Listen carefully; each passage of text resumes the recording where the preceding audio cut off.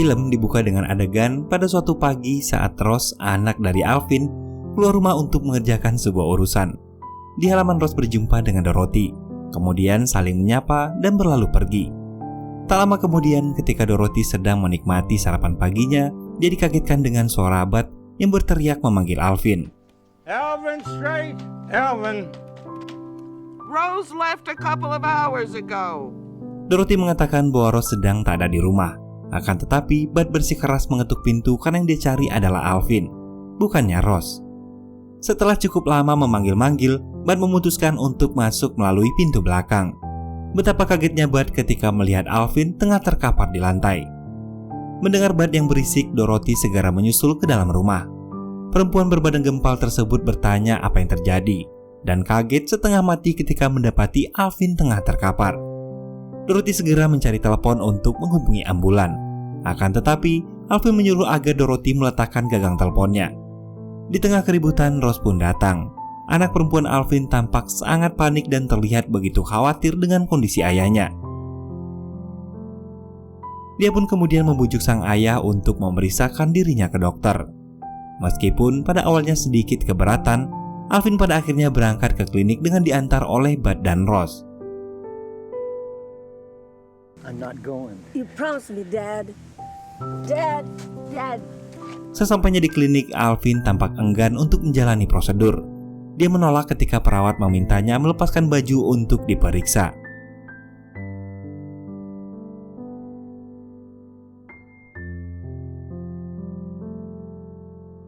Bahkan ketika dokter menyampaikan bahwa Alvin memiliki masalah pada pahanya dan perlu menjalani operasi, pria tua itu menyangkal dan merasa tak memerlukan penanganan apapun.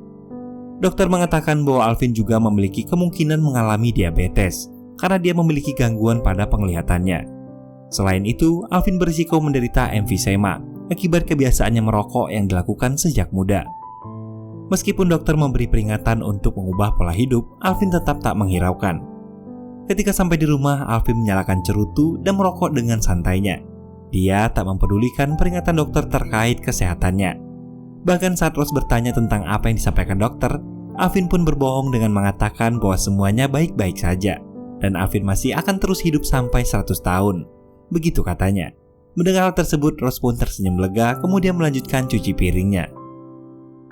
Tak lama setelah itu, Alvin bangkit dan berpamitan pada Ross untuk memotong rumput. Ross sempat mencegah ayahnya, akan tetapi Alvin berusaha meyakinkan Ross bahwa dirinya bisa melakukan hal tersebut, sehingga Ross tak perlu khawatir. Alvin kemudian menghidupkan mesin pemotong rumput miliknya.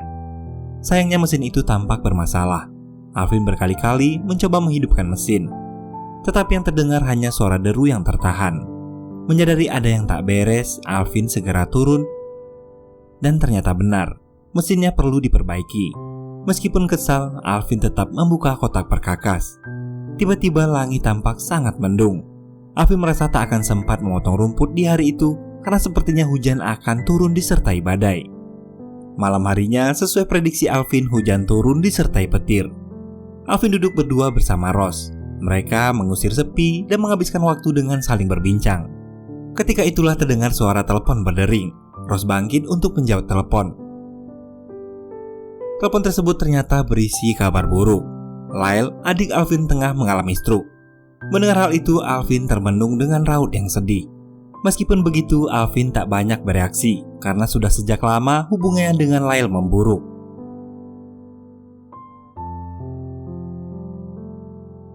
Setelah sekian lama bungkam, Alvin akhirnya memutuskan untuk menemui Lyle. Suatu malam dia menyampaikan maksud itu pada Ross. Mendengar kepedulian ayahnya, Ross merasa sangat senang. Namun Ross masih tak tahu dengan cara apa ayahnya akan sampai ke tempat Lyle, karena tak ada bus atau kendaraan umum yang menuju ke sana. Ditambah lagi mereka tak memiliki kendaraan sehingga dia tak bisa mengantarkan ayahnya. Apalagi jarak rumah mereka dengan Lyle sangatlah jauh. Lyle tinggal di Wisconsin dengan jarak kurang lebih 507 km. Alvin juga kesulitan berjalan sehingga Ross merasa khawatir perjalanan tersebut akan berisiko bagi ayahnya. Dari sanalah ide konyol Alvin bermula. Pria tua itu memerintahkan Ross untuk berbelanja bahan makanan sebagai bekal perjalanan. Dia kemudian pergi ke toko kendaraan dan membeli 5 galon bahan bakar serta perlengkapan lainnya. Alvin kemudian merakit sebuah trailer dan menghubungkannya dengan mesin pemotong rumput.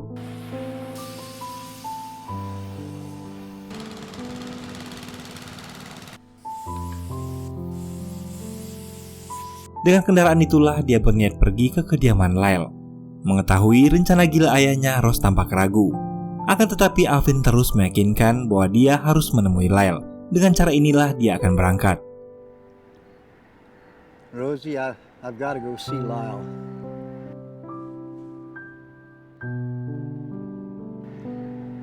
And I've got to make this trip on my own. Hey, Longmore, you're going to... Keesokan paginya, Alvin memulai perjalanannya ke Wisconsin. Dengan mendarai mesin pemotong rumput, dia tetap melanjutkan perjalanan, meskipun teman-temannya berusaha mencegahnya. Perlahan namun pasti, Alvin mengemudikan mesin pemotong rumputnya melewati jalanan yang membelah perkebunan.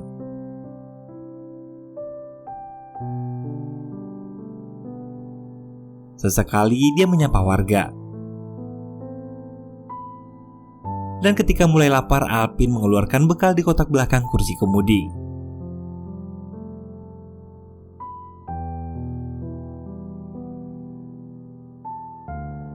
Memasuki sebuah daerah bernama Grotto, dia disalip oleh sebuah truk besar yang membuatnya sedikit hilang kendali. Alvin memutuskan berhenti sejenak ketika topinya jatuh tertiup angin. Namun ketika mencoba menghidupkan kembali, mesin pemotong rumput miliknya kembali bermasalah. Alvin merasa amat bingung hingga tiba-tiba melintas sebuah bus. Dengan bus itu, Alvin berniat untuk mencari bantuan di pusat kota terdekat.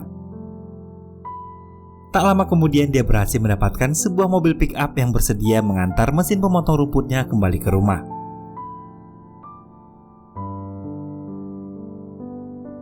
Kegagalan tersebut rupanya tak membuat Alvin berputus asa.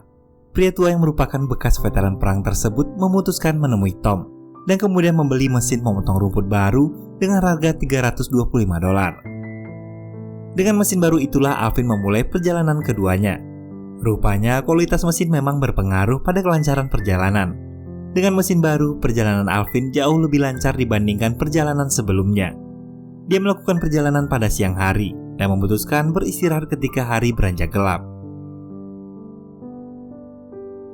Di hari pertama perjalanan, dia memutuskan beristirahat di sebuah padang ilalang sambil menyalakan api unggun. Keesokan harinya, Alvin melanjutkan perjalanan dengan penuh semangat. Di tengah perjalanan, dia melihat seorang perempuan muda tengah berdiri di pinggir jalan dengan raut kebingungan. Alvin mencoba menyapa perempuan tersebut. Akan tetapi, si perempuan hanya diam dan memandangi Alvin. Ketika hari beranjak malam, seperti biasa, Alvin menepi untuk beristirahat.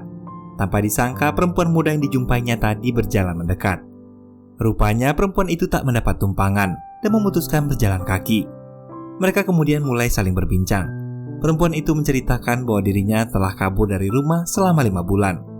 Karena merasa iba, Alvin kemudian memberinya makan malam dan meminjamkan selimut yang telah dia bawa dari rumah.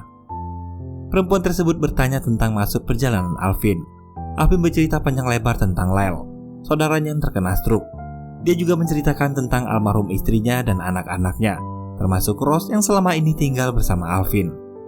Pria tua itu memberi nasihat tentang keluarga yang membuat si perempuan termenung. My family hates me. When my kids were real little, I used to play a game with them.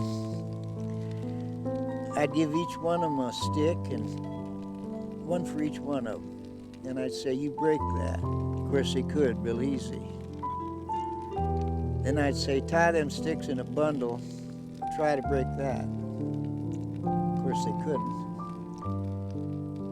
Then I'd say, that bundle, that's family.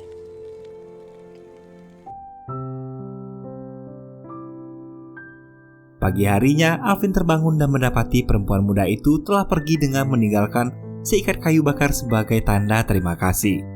Alvin tersenyum dan bersiap melanjutkan perjalanan. Sekian lama berjalan, dia menyadari langit berubah menjadi mendung. Suara petir menggelegar dan hujan mulai turun. Kondisi tersebut membuat Alvin tak punya banyak pilihan selain menepi. Untungnya dia menemukan sebuah bangunan semi permanen di dekat ladang. Dia pun memutuskan beristirahat sambil menyalakan sebatang rokok.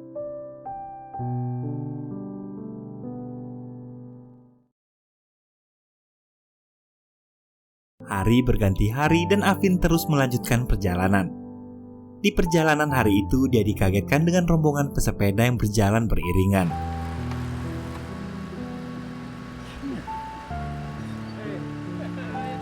Doing good. Ternyata para pesepeda itu melakukan perjalanan dan membangun camp di sebuah tanah lapang. Alvin memutuskan untuk menginap di dekat camp para pesepeda agar dia bisa bergabung dan berbincang-bincang. Seorang pemuda bertanya padanya tentang bagaimana rasanya menjadi tua, dan Alvin memberi banyak petuah pada pemuda-pemuda yang dia temui. So, what's the worst part about being old, Alvin? You don't think about getting old when you're young. Well, the worst part of being old is remembering when you was young. Hari berikutnya, Alvin mulai memasuki jalanan dengan banyak kendaraan besar. Truk-truk raksasa yang menyalip mesin pemotong rumputnya membuat dia cukup ngeri. Beberapa saat kemudian, Alvin menyaksikan sebuah mobil menabrak seekor rusa. Melihat hal tersebut, Alvin memutuskan untuk berhenti dan menghampiri pengendara yang ternyata merupakan seorang wanita parubaya. Alvin berusaha menanyakan kondisi wanita itu, akan tetapi si wanita tampak sangat panik. Dia merasa tak ada yang bisa membantunya, sekalipun Alvin menawari bantuan. Wanita tersebut terlihat begitu frustasi karena selalu menabrak seekor rusa setiap melintasi kawasan itu. Sudah sekitar 13 ekor rusa telah dia tabrak. Setelah berteriak-teriak frustasi, wanita itu kemudian pergi meninggalkan Alvin.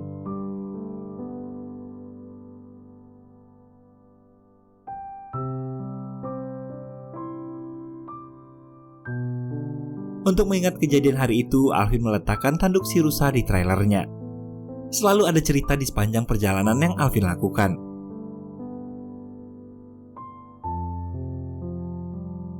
Di hari selanjutnya, Alvin hampir saja mengalami kecelakaan karena mesin pemotong rumputnya hilang kendali saat melewati jalanan menurun.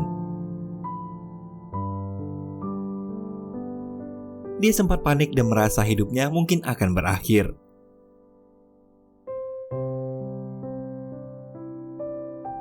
Untung mesinnya bisa berhenti di ujung turunan dan dia tak sampai terguling. Beberapa orang di sekitar situ segera menghampiri dan menanyakan kondisi Alvin. Danny Riordan, salah seorang penduduk di pemukiman, mengatakan bahwa tindakan Alvin menghubungkan mesin pemotong rumput dengan gerobak adalah tindakan yang sangat berisiko untuk medan jalanan menurun. Apalagi trailer tersebut tidak memiliki rem. Danny meminta Alvin untuk turun dan bersama beberapa pemadam kebakaran yang sedang melakukan latihan, pria baik itu berusaha mengecek kerusakan yang dialami mesin Alvin. Danny mengatakan bahwa mesin Alvin tak hanya mengalami kerusakan pada giginya, akan tetapi juga mengalami masalah pada transmisinya. Hal itu membuat Alvin mau tak mau harus menginap hingga mesinnya selesai diperbaiki.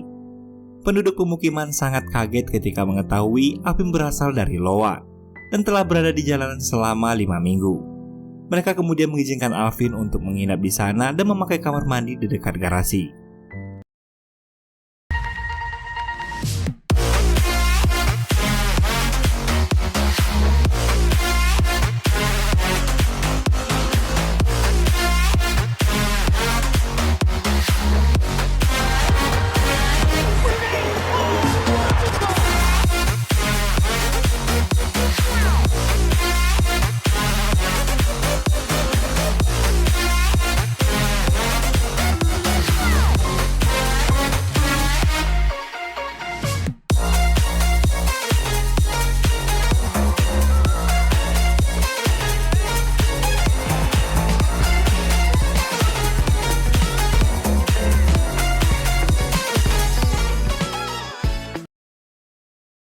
Di pagi hari, Alvin terbangun dan mengetuk pintu rumah Danny untuk meminjam telepon.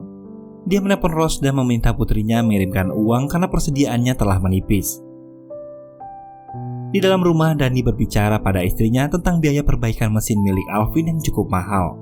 Selain itu, kondisi jalanan ke depan akan semakin curam sehingga rasanya berbahaya apabila Alvin memutuskan tetap ke sana menggunakan mesin pemotong rumput. Atas perintah istrinya, Danny menawarkan diri untuk mengantarkan Alvin ke tempat tujuannya. Akan tetapi, Alvin lagi-lagi menolak bantuannya. Well, Well, I appreciate that, but I want to finish this one my own way. Seorang pria tua yang tinggal di pemukiman itu mengajak Alvin pergi ke bar. Meski sudah lama berhenti minum, Alvin bersedia menemaninya ke bar. Di sana Alvin bercerita tentang pengalamannya semasa perang dan bagaimana dia akhirnya memutuskan untuk berhenti minum alkohol. Mereka berbagi cerita tentang betapa menyeramkannya di masa itu. Ingatan-ingatan buruk di masa perang seperti hantu yang terus mengganggunya hingga di usia senja. Keesokan harinya setelah melakukan tawar-menawar harga perbaikan dan memberi nasihat kepada sepasang montir kembar yang terus-menerus bertengkar, Alvin memutuskan untuk melanjutkan perjalanannya. How much working was fighting. My brother and I said some unforgivable things. I haven't seen him in 10 years. I just hope I'm not too late. You are better than anyone on earth. There's no one knows your life better than a brother that's near your age. Dia berterima kasih kepada Dani atas kebaikan yang telah dicurahkannya selama dia menunggu perbaikan mesin. Meski awalnya diragukan, Alvin kemudian ternyata berhasil melewati perjalanannya dengan baik.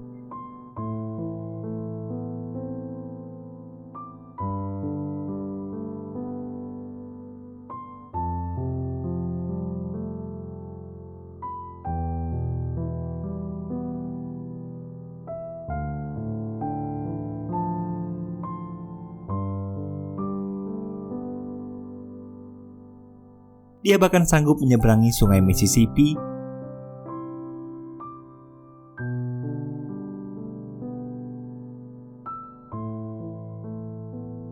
dan bermalam di sekitar pemakaman tua.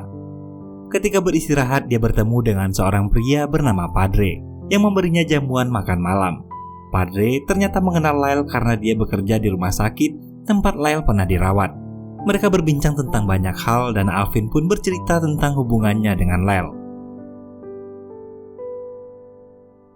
Setelah berminggu-minggu melakukan perjalanan, Alvin semakin dekat dengan tujuannya. Dia bertanya pada salah seorang pemilik bar tentang alamat rumah Lyle, dan pemilik bar tersebut memberi petunjuk.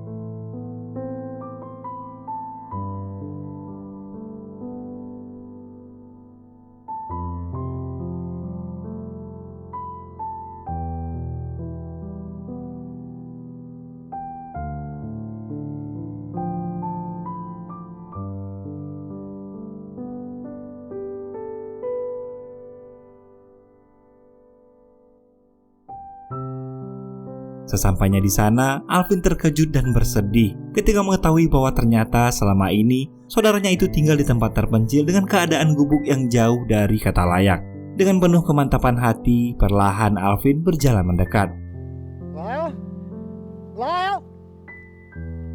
Dia berusaha melupakan segala hal yang terjadi di masa lalu dan berniat berdamai dengan Lyle.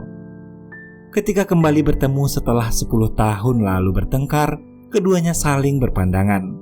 Mata mereka berkaca-kaca, seolah tak menyangka hari semacam ini akan tiba. Lyle merasa amat terharu saat mengetahui saudaranya rela menempuh ratusan kilometer menggunakan mesin pemotong rumput hanya untuk menemuinya. Tanpa berkata-kata, keduanya sudah saling memaafkan. Film ini ditutup dengan pemandangan bintang-bintang di langit.